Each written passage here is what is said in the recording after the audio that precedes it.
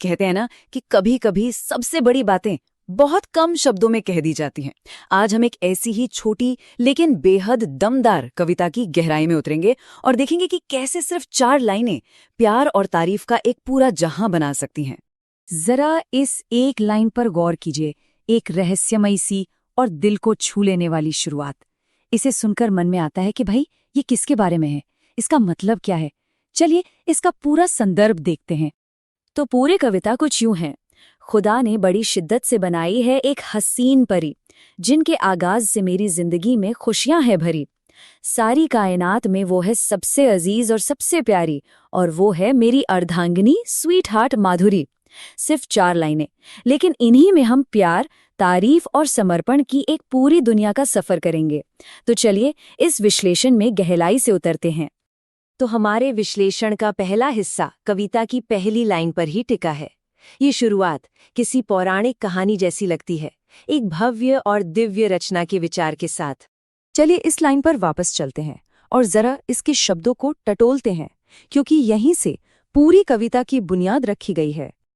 अब देखिए, यहाँ सबसे कमाल का शब्द है शिद्दत। इसका मतलब सिर्फ बनाना नहीं है, नहीं, इसका मतलब है किसी चीज को पूरी जान लगाकर, पूरे जुनून के साथ, पूरी एकाग्रता से रचना। ये शब्द ही बता देता है कि ये कोई आम रचना नहीं, बल्कि एक मास्टरपीस है। और फिर आता है हसीन परी। ये रूपक उस इंसान को फौरन एक दिव्य, एक अलौकिक दर्जा दे देता है। उन्हें सिर्फ खूबसूरत नहीं कहा जा रहा, बल्कि ऐसा बताया जा रहा है जैसे वो इस दुनिया की है ही नहीं। तो अब हम उस दिव्य रचना की बात से आगे बढ़कर ये देखते हैं कि उसका कवि की जिंदगी पर असल में क्या असर पड़ता है। कहानी अब ब्रह्मांड से हटकर व्यक्तिगत हो रही है। यह है दूसरी लाइन। अब देखिए यहाँ क्या हो रहा है, कैसे कविता एकदम से बड़ी बड़ी बातों से हटकर एक बहुत ही पर्सनल, एक बहुत ही इमोशनल लेवल पर आ जाती है। ये एक बहुत जरूरी मोड़ है। यही तो इस कविता की खूबसूरती है। ये परी जैसे इतने बड़े रूपक को एक बहुत ही असली, महसूस की जाने वाली भावना से जोड़ देती है। इससे परी की कल्पना सिर्फ एक ख्याल नहीं रह जाती, बल्कि वो खुशी का एक जीता जागता कारण बन जाती है। अब कविता एक बार फिर से अपना दायरा बढ़ाती है, और इस बार जबरदस्त तरीके से व्यक्तिगत अनुभव से हटकर ये एक मजबूत बयान देने के लिए वापस यूनिवर्सल यानी सार्वभौमिक पैमाने पर चली जाती है। इस तीसरी लाइन को देखिए जरा। कवि यहाँ एक कह सकते हैं एक्सट्रीम हाइपरबोल का इस्तेमाल करता है। बात किसी शहर या देश की नहीं हो रही, नहीं, बात हो रही है पूरी कायनात की। और ये शब्द सारी कायनात, ये तारीफ के पैमाने को अनंत बना देता है। इसका मतलब सिर्फ दुनिया नहीं, बल्कि अस्तित्व में मौजूद हर एक चीज। इस एक शब्द से तारीफ का दायरा असीमित हो जाता है। तो सोचिए, एक तरफ है पूरा का पूरा ब्रह्मांड और दूसरी तरफ सिर्फ एक इंसान। इस तकनीक से उस एक इंसान का कद दुनिया की हर चीज से ऊंचा हो जाता है।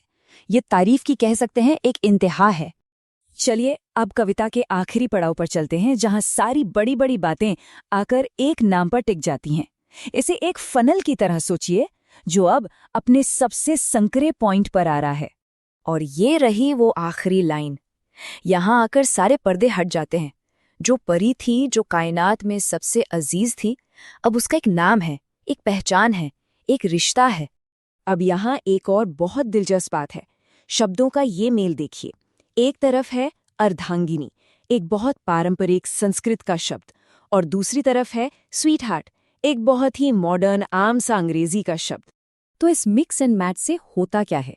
ये दिखाता है कि एक रिश्ता अपनी जड़ों से भी जुड़ा है और आज के ज़माने में भी जी रहा है। ये परंपरा और मॉडर्निटी का एक खूबसूरत संगम है, जो इस कविता को और भी ज्यादा पर्सनल और भी ज्यादा अनोखा बना देता है। तो चलिए अब इस पूरे विश्लेषण को समेटते हैं। हमने देखा कि ये कविता सिर्फ भावनाओं का बहाव नहीं है, बल्कि स्नेह जताने की एक बहुत ही सोची समझी एक तरह की वास्तुकला है। तो संक्षेप में कविता की पूरी बनावट एक फनल की तरह काम करती है। ये एक शक्तिशाली बात कहने का एक साफ सुथरा खाका है। भव्य से शुरू करो और व्यक्तिगत पर खत्म करो।